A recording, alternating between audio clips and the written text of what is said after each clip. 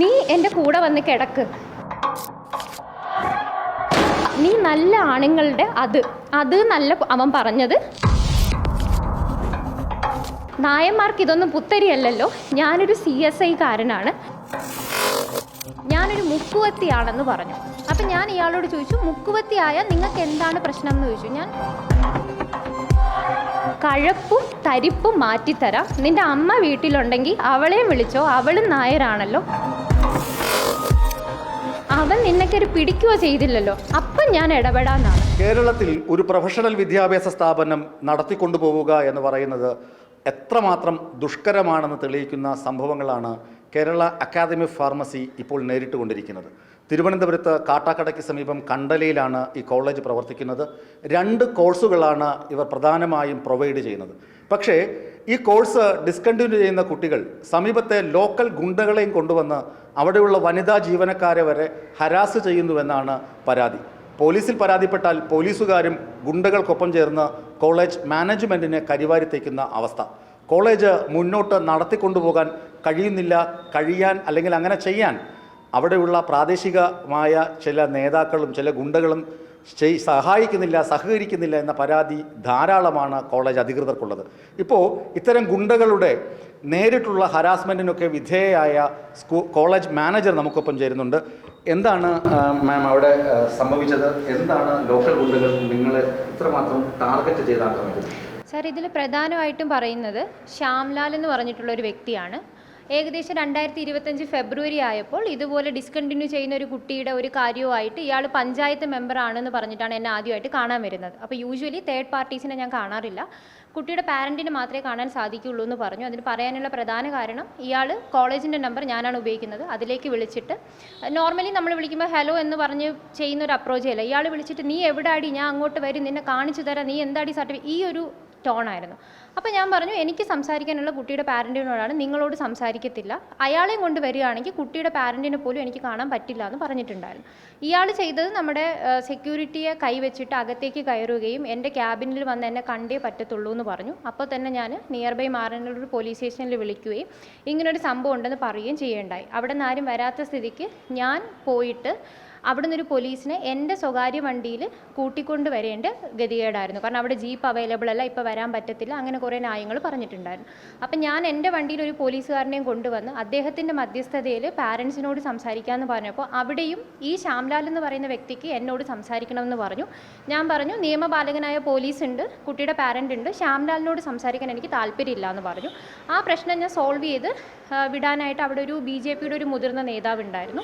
അദ്ദേഹം പിന്നീട് എന്നെ വന്ന് കണ്ടു, സംസാരിച്ചിട്ടാണ് ആ പ്രശ്നം സോൾവ് ചെയ്തത്. അപ്പോൾ ഈ KSU കാരനായ ഒരാൾ പറഞ്ഞത് ഞാൻ അനുസരിച്ചില്ല എന്നും BJP കാരനായ ഒരാൾ പറഞ്ഞത് അനുസരിച്ചത് കൊണ്ടും ഇയാൾ എന്നെ അപായപ്പെടുത്തുമെന്ന് പറയുകയുണ്ടായി. ഇതിനൊരു മെയിൻ റീസൺ എന്ന് പറയുന്നത്, BJPക്കുള്ള ആൾ ഏകദേശം എൻ്റെ ഒരു അച്ഛൻ്റെയൊക്കെ പ്രായം വരും, പുള്ളി വന്നിട്ട് എൻ്റെ അടുത്ത് ഇങ്ങനൊരു പ്രശ്നമുണ്ട്, നമുക്ക് സംസാരിച്ചാലോ എന്ന് വളരെ മാന്യമായിട്ടാണ് സംസാരിച്ചത്. അല്ലാണ്ട് ഇന്ന പാർട്ടിയുടെ കൂടെ നിൽക്കുന്ന ഒരാളല്ല ഞാൻ. അങ്ങനെയാണ് ആ പ്രശ്നം നമ്മൾ സോൾവ് ചെയ്ത് കൊടുത്തത്. ആ സമയത്തേക്ക് ഇയാൾ പിന്നീട് എന്നെ അപായപ്പെടുത്തുമെന്നും പല പൊതുസ്ഥലങ്ങളിൽ വെച്ചിട്ട് കോളേജിൻ്റെതായിട്ടുള്ള എന്ത് പ്രശ്നങ്ങൾ, ഇൻറ്റേർണലി എന്ത് പ്രശ്നം വന്നാലും അവിടെ ഒരു ചരക്കിരിപ്പുണ്ട്, അവളാണ് ഇത് ചെയ്യുന്നത്, എന്നെ ഇങ്ങനത്തെ വാക്കുകൾ ഉപയോഗിച്ചാണ് അവർ അഭിസംബോധന ചെയ്തു തുടങ്ങിയത്. പിന്നെ 2025 ജൂൺ മാസം കുട്ടികളുടെ ഫീസ് അടയ്ക്കുന്നതുമായിട്ട് ബന്ധപ്പെട്ട് ഒരു പ്രശ്നമുണ്ടായിട്ടുണ്ടായിരുന്നു കോളേജിനുള്ളിൽ.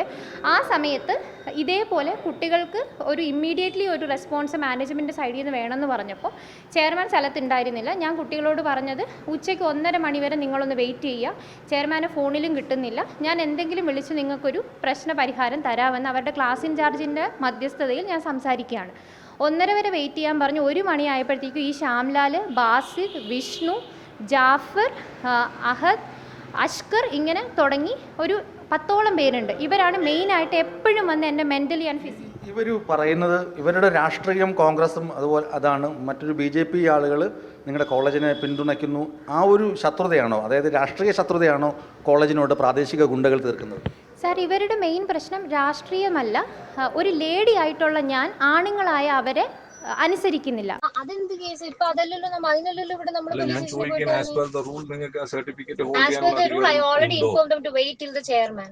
ചെയർമാൻ നെക്സ്റ്റ് വീക്ക് ചെയർമാന്റെ വരുന്നു കാര്യമല്ല, പറഞ്ഞു. ഇൻഡിവിജ്വൽസിന്റെ സർട്ടിഫിക്കറ്റ് നിങ്ങൾക്ക് ഹോൾഡ് ചെയ്യേണ്ട അധികാരമില്ല. ഞാൻ ഹോൾഡ് ചെയ്യുന്നില്ലല്ലോ. അപ്പൊ കോളേജ് ഹോൾഡ് ചെയ്യുന്നല്ലേ കുട്ടികൾ പറയുന്നത്? കോളേജിന്റെ ഓണർ ചെയർമാനാണ്. ചെയർമാൻ വരുന്നവരെ വെയിറ്റ് ചെയ്യാനാണ് സ്റ്റേഷനിൽ നിന്ന് പറഞ്ഞിട്ട് വന്നത്. അല്ല, ഇന്നിപ്പോ എനിക്ക് വൈൻഡപ്പ് ചെയ്യാന്നേ.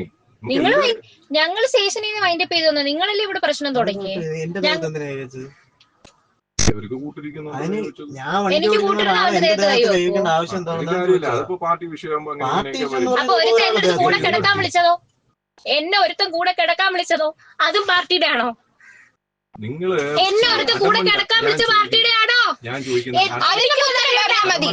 എനിക്കതറിയണ്ട. അടമണ്ടാകരുത്. അടമണ്ടാവും. ഇത് കോളേജിന്റെ പ്രശ്നമാണ്. എന്നെ അവൻ എന്തിനാ കൂടെ കിടക്കാൻ വിളിച്ചേ? ഞാൻ ചോദിക്കുന്നതിന് താൻ മറുപടി പറ. ഇത് കോളേജിന്റെ കാര്യമാണെങ്കിൽ നിങ്ങൾ കോളേജിന്റെ കാര്യം സംസാരിക്കും. ശ്യാംലാൽ എന്റെ പ്രത്യേകിച്ച് എൻ്റെ ജാതി അവർക്ക് പ്രശ്നമാണ്. ഈ രണ്ടാമത് വന്ന ദിവസം ഇയാൾ ഈ ശ്യാംലാൽ എന്ന് പറഞ്ഞ ഇയാൾ എന്നോട് വളരെ മോശമായിട്ട് സംസാരിക്കുകയും ഞാനൊരു മുക്കുവത്തിയാണെന്ന് പറഞ്ഞു. അപ്പം ഞാൻ ഇയാളോട് ചോദിച്ചു, മുക്കുവത്തിയായാൽ നിങ്ങൾക്ക് എന്താണ് പ്രശ്നം എന്ന് ചോദിച്ചു. ഞാൻ നായർ ജാതിയിലുള്ള ഒരാളാണ്, മുക്കുവത്തി എന്ന് പറയുന്നതുകൊണ്ട് എനിക്ക് പ്രശ്നമില്ല. ഞാൻ ചോദിച്ചു എന്താണ് പ്രശ്നം എന്ന് ചോദിച്ചപ്പോൾ നായർ സ്ത്രീകൾ പല അവന്മാരുടെ കൂടെയും കിടക്കുന്നവരാണെന്നും മുക്കുവരുടെ കൂടെ കിടക്കുന്നതായതുകൊണ്ട് നിനക്ക് മുക്കുവത്തി എന്ന് പറഞ്ഞാൽ പ്രശ്നമുണ്ടാവില്ല എന്നും ഇയാൾ എൻ്റെ അടുത്ത് പറഞ്ഞു. ഇയാൾ പറഞ്ഞ ഈ കാര്യം വീഡിയോ പകർത്തിക്കൊണ്ടിരുന്ന എൻ്റെ ഒരു ലേഡി സ്റ്റാഫിൻ്റെ കൈ തിരിച്ച് പിടിക്കാനായിട്ട് ഇയാൾ ശ്രമിച്ചു. ഞാൻ അവരുടെ ഇടയ്ക്ക് കയറി നിന്നതുകൊണ്ട് അയാൾ ആ കുട്ടിയെ ഉപദ്രവിച്ചില്ല. ഈ പ്രശ്നങ്ങളെല്ലാം കാണിച്ചുകൊണ്ട് ഞാൻ മാറനല്ലൂർ പോലീസ് സ്റ്റേഷനിൽ ചെന്നൊരു പരാതി കൊടുക്കാൻ പോയപ്പോൾ അവരെൻ്റെ കയ്യിൽ നിന്ന് പരാതി മേടിച്ചില്ല എന്ന് മാത്രമല്ല, പരാതി മേടിക്കാമെന്ന് പറഞ്ഞിട്ട് എന്നെ ഏകദേശം ഒരു 3/4 മണിക്കൂറുകളോളം അവിടെ പിടിച്ചിരുത്തി. ആ സമയത്ത് കോളേജിൽ ചെയർമാനോ പ്രിൻസിപ്പളോ ഒന്നും അവൈലബിൾ അല്ല. കുറച്ച് ലേഡി സ്റ്റാഫും കുട്ടികളും മാത്രമായിട്ട് ഇരിക്കുകയാണ്. എന്നെ വളരെ വൈകിപ്പിച്ചതിന് ശേഷം എൻ്റെ അടുത്ത് പറഞ്ഞു നിങ്ങൾ പോയാൽ മതി, ആളവിടെ എത്തുന്നു. ഞാൻ പോയപ്പോൾ കാണുന്നത് ഇവരുടെ ഒരു SI ഉണ്ട്, കിരൺ എന്ന് പറഞ്ഞിട്ട്. പുള്ളി തിരിച്ചു വന്നിട്ട് ഈ അതിക്രമിച്ച് കയറി ഇവരോട് പറയുകയാണ് നിങ്ങൾക്ക് സമരത്തിന് ഞങ്ങൾ പൂർണ്ണ പിന്തുണ തരുന്നുണ്ടെന്ന് പറയുകയും കോളേജിലെ അധികൃതരുടെ യാതൊരു അനുവാദവും ഇല്ലാണ്ട് ഈ കുട്ടികളെ ഒരു 10-26 കുട്ടികളെ മുഴുവൻ ക്ലാസ്സിൽ നിന്ന് ബാഗ് എടുത്ത് പുള്ളി കൊണ്ടുപോവുകയാണ്. അങ്ങനെ പോലീസിന് കൊണ്ടുപോകാൻ ഒരു അധികാരം ഇല്ലെന്നും അങ്ങനെ കൊണ്ടുപോവുകയാണെങ്കിൽ സാർ എഴുതി ഒപ്പിട്ട് തരണമെന്ന് ഞാൻ പറഞ്ഞപ്പോൾ പുള്ളി എനിക്കിവിടെ പറയാൻ ബുദ്ധിമുട്ടുണ്ട്, വളരെ മോശമായിട്ട് എൻ്റെ അടുത്ത് സംസാരിച്ചു. അപ്പം ഞാൻ പോലീസിൻ്റെ അടുത്ത് ഞാൻ പറഞ്ഞു അത് കോളേജിൻ്റെ കാര്യം കോളേജിൻ്റെ ഇതിൽ സംസാരിക്കാം, എന്നെ കിടക്കാൻ കൂടെ വിളിക്കേണ്ട ആവശ്യമില്ല എന്ന് പറഞ്ഞു. എന്നെ ഇതിന് വിളിച്ചു എന്നറിഞ്ഞപ്പോൾ ഇവ പിള്ളേരുടെ കയ്യടി കാണണമായിരുന്നു. എന്നിട്ടിപ്പോൾ പോലീസ് വന്നിട്ട് എൻ്റെ അടുത്ത് വണ്ടിയുടെ ഗ്ലാസ് ഫ്രണ്ട് ഭാഗം ഒന്ന് ഇടിച്ച് പൊട്ടിച്ചായിരുന്നു. ഗ്ലാസ് ഇടച്ച് വണ്ടി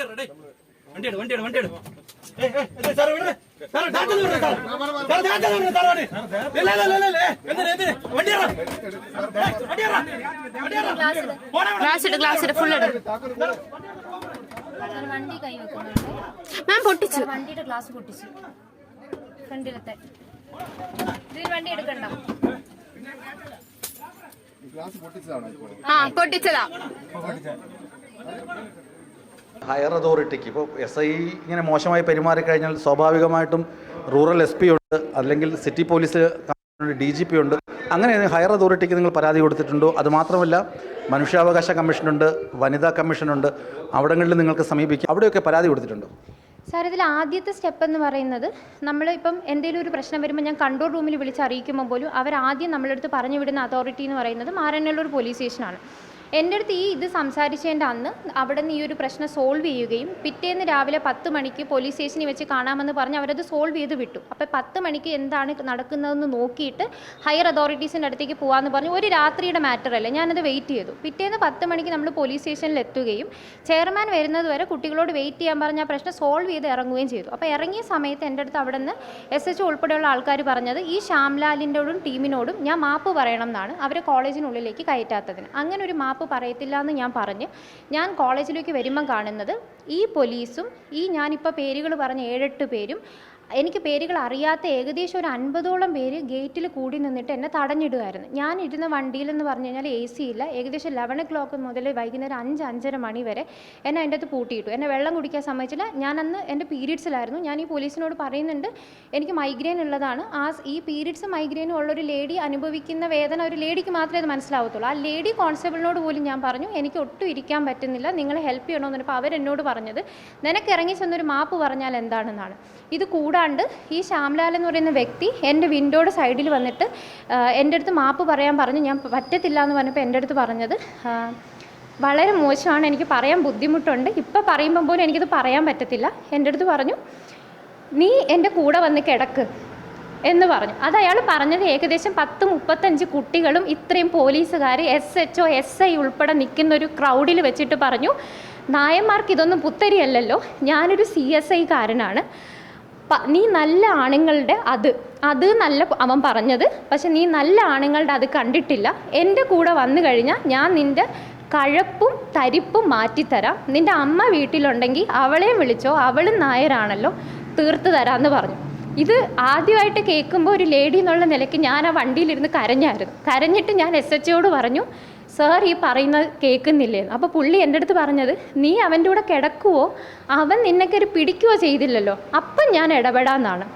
ഈ ഒരു കാര്യം പറഞ്ഞ് മാരാനല്ലൂർ സ്റ്റേഷനിലോട്ട് പോകാനായിട്ട് എനിക്ക് പേടിയായിരുന്നു കേസ് കൊടുക്കാൻ. കോളേജ് മേജറായിട്ട് നേരിടുന്ന പ്രതിസന്ധി എന്ന് പറഞ്ഞു കഴിഞ്ഞാൽ, കോളേജിലെ വിദ്യാർത്ഥികൾ 2 തരത്തിലുള്ള വിദ്യാർത്ഥികളാണ് ഉള്ളത്. ഒന്ന്, വിദ്യാർത്ഥികൾ ഗ്രാൻഡ് മുഖാന്തരം അവരുടെ ഫീസ് എല്ലാം തന്നെ ഗവൺമെൻറ് കൊടുക്കുന്നു, ആ ഫീസ് അവരുടെ അക്കൗണ്ടിൽ വരുന്നു, പക്ഷെ അവർ ആ ഫീസ് കോളേജിൽ അടയ്ക്കുന്നില്ല.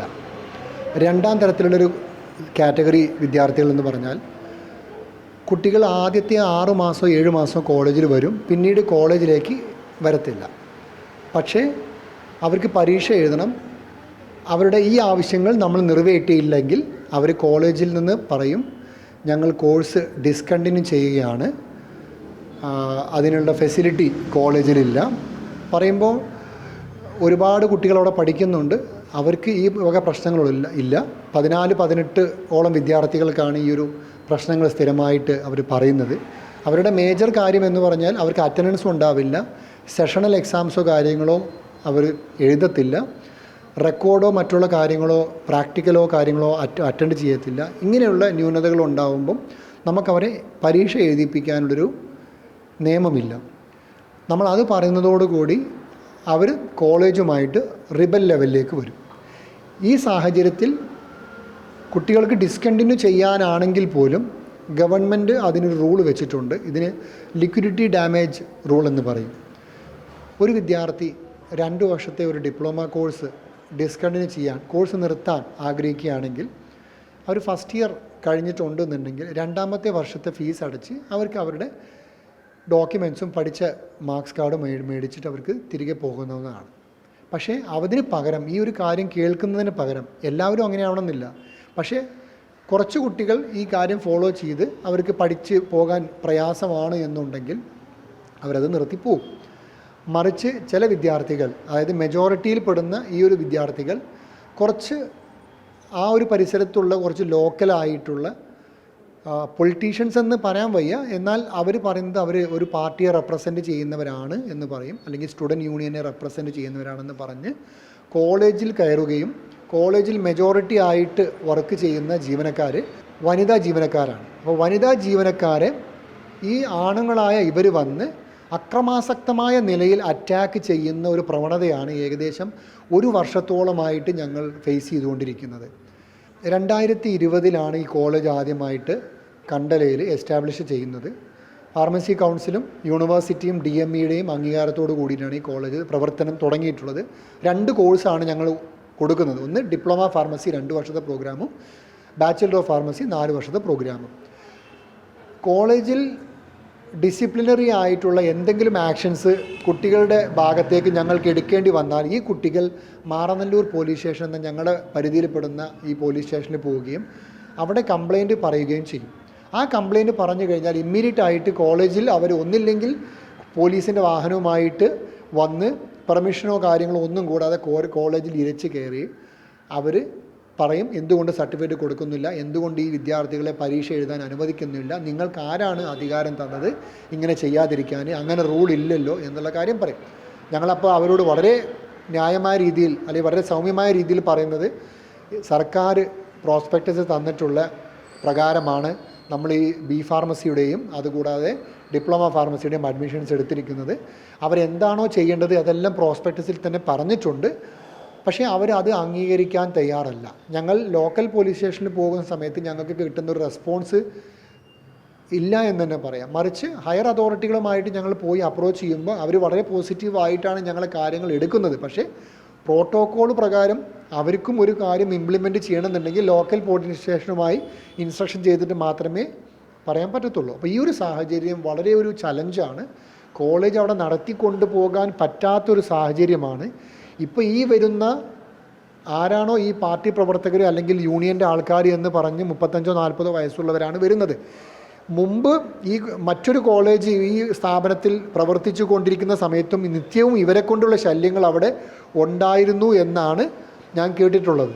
കേരള അക്കാദമി ഓഫ് ഫാർമസി, ഈ ഫാർമസിയിലെ ഒരു വനിതാ ജീവനക്കാരിയെ, മാനേജറെ, അവിടുത്തെ മറ്റ് വനിതാ ജീവനക്കാരെ ഒക്കെ അധിക്ഷേപിക്കുകയും കൂടെ കിടന്നാൽ കഴപ്പ് തീർത്തു തരാമെന്ന് വാഗ്വാദം നടത്തുകയും ചെയ്യുന്ന ഒരു കോൺഗ്രസിൻ്റെ പ്രാദേശിക ഗുണ്ട.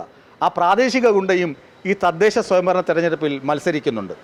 അയാളൊക്കെ ഒരുപക്ഷെ ജയിച്ച് പോയേക്കും. കാരണം ഗുണ്ടകളെ അത്രമാത്രം സംരക്ഷിക്കുന്നുണ്ട് കോൺഗ്രസ്സുകാരെന്ന് എല്ലാവർക്കും അറിയാം. ഏതായാലും ഈ ഫാർമസി കോളേജിന് ന്യായമായ കാര്യങ്ങൾ ചെയ്തു കൊടുക്കാൻ സർക്കാർ തയ്യാറാകുമെന്ന പ്രതീക്ഷയാണ് ഞങ്ങൾക്കുള്ളത്. ക്യാമറാമാൻ അനിൽകുമാറിനൊപ്പം BS ജോയ്, വിസ്മയ ന്യൂസ്, തിരുവനന്തപുരം.